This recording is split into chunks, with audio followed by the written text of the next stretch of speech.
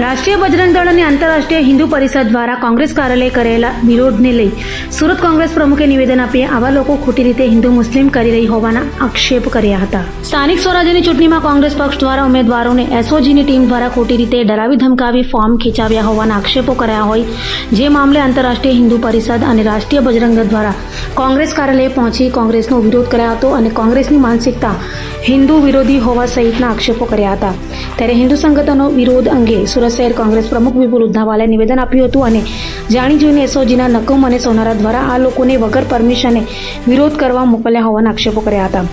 Police પરમિશનને વગર હિન્દુ સંગઠનો આવ્યા હોવા છતાં પોલીસે તેઓને અટકાવ્યા ન હોવા સહિતના આ મિલીભગત હોવાના આક્ષેપો કર્યા હતા અને વિપુલ ઉધનાવાલા દ્વારા ચૂંટણી કમિશનના બંને અધિકારીઓની બદલી કરવાની માંગ કરી હતી। આજે સુરત કોંગ્રેસ ઓફિસ ઉપર જ્યારે અમે પ્રચાર કરી રહ્યા છે ત્યારે કેટલાક લેભાગુ તત્વો જે રાષ્ટ્રીય બજરંગ દળ કરીને લઈને આવેલા હતા અને ખૂબ મોટી રેલી લઈને આવેલા હતા એ બચાવવા માટે સોનારાને અને નકુમને બચાવવા માટે જે એસઓજીના છે જેઓ કોંગ્રેસ પાર્ટીના ઉમેદવારોને ધમકાવે છે, નેતાઓને ઉપર ખોટા કેસો કરવાની ધમકી આપે છે કે ચૂંટણી પછી જોઈ લેશું એ લોકોને ને પોતાની જાતને બચાવવા માટે આ રીતની જે રીતે ચલાવી રહ્યા છે અને અમારા ઉમેદવારોને ધમકી આપી રહ્યા તેઓને લઈને આજે આવ્યા હતા અને તેઓ હિન્દુ મુસલમાન કરવા માટેની પ્રયાસ કરી રહ્યા છે જેથી કે ચૂંટણીની અંદર હિન્દુ મુસલમાન ભારતીય જનતા પાર્ટી હારી રહી છે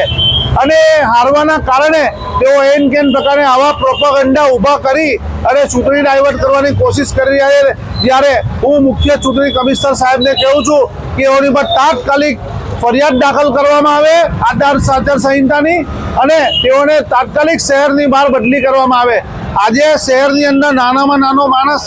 કોઈ કાર્યક્રમ કરે છે તો એની પરમિશન લે છે,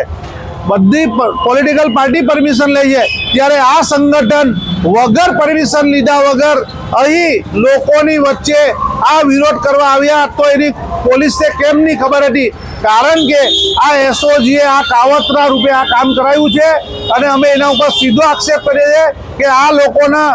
ફોન તપાસવામાં આવે, આ લોકોને તપાસવામાં આવે, આ લોકોએ જ કરાયું છે કારણ કે આ સ્ટીકરો ને એ બધું બનાવ્યું છે તે એસઓજીના ફોટો હાથે બનાવવામાં આવ્યું છે અને અમે એનો સખત વિરોધ કરીએ છીએ। લોકતંત્રની હત્યા થઈ રહી છે।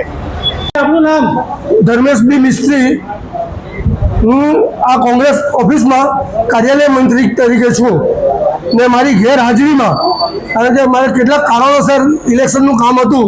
એટલે હું હાજર નહીં રહી શક્યો તો મારી ગેરહાજરીમાં જે બજરંગ દળના અસામાજિક તત્વો કારણ કે એ સંસ્થા રજિસ્ટ્રેશન બી નથી એ અસામાજિક તત્વોનો અડ્ડો લઈને અહીંયા ટોળાઓ શાહી કરીને કોંગ્રેસમાં જે ધમાલ મચાવવાની કોશિશ કરે છે મારે એમને સ્પષ્ટ શબ્દમાં કહેવું છે કે અમે ગાંધીજીના માર્ગમાં માણસ છીએ ને છતાં બી તમારામાં તાકાત હોય તો હજુ બી 500 જણ લઈને આવો, અમે તમારો વિરોધ નહીં કરીએ પણ અમે ખોટું સહન પણ નહીં કરી શકીએ, તમારા પર યોગ્ય પગલાં ભરીશું અમે ને કાયદેસર જે બી થતું હશે અમે આ અધિકારીઓને સસ્પેન્ડ કરાવશું અને બજરંગ દળ માટે કાયમ માટે આવા અસામાજિક તત્વોને જેલની સજા થાય એવી જોગવાઈથી અમે આ કરીએ છીએ।